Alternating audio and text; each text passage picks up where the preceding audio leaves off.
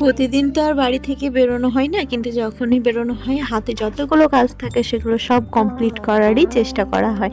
তো প্রথমেই আজকে বাবানদেরকে ড্রয়িং ক্লাসে দিয়ে তারপরে আমি আর দিদি এখন চলে এসেছিলাম পার্লারে।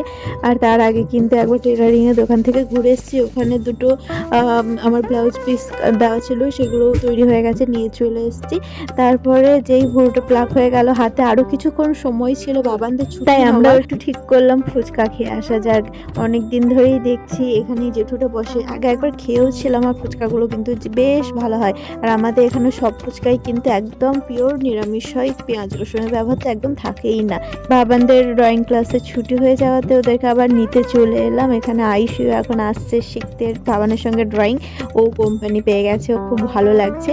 আর এখন কিন্তু বাইরে অবস্থাটা এরকম, মানে খুব একটা সন্ধেও নামে না, আবার বিকাল তো থাকেই না। তো রাস্তার ধারে ওই লাইটগুলো দেখতে এত সুন্দর লাগে, যেতে যেতে আমরা যখনই আসি তখনই দেখতে দেখতে যাই, খুবই ভালো লাগে। আর এদিকে একটা নার্সারি আছে, এখানে এত এত গাছ আছে কি বলবো, গাছে ফুলও ফোটানো আছে, দেখে কিন্তু খুব সুন্দর লাগছে।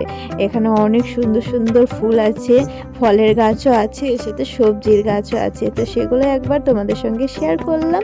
আর রাস্তার ওই পারে যে ভেজিটেবলের দোকানটা আছে, ওখানে অনেক ধরনের চপ পাওয়া যায়। বাড়ি ফেরার পথে ওখান থেকে কিছুটা ভেজিটেবলস চপ আমি আর দিদি দুজনে নিয়ে নিয়েছি।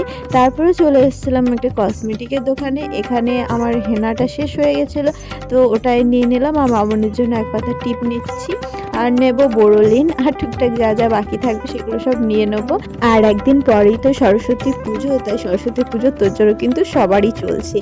আর আজকে বাড়িতে আসার পর বানিয়ে নিয়েছি কিছুটা পাটিসাপটা, এটা দিয়ে আজকে রাতের খাবার সারবো। তো চলো আজকের মতো টাটা, রাধে রাধে।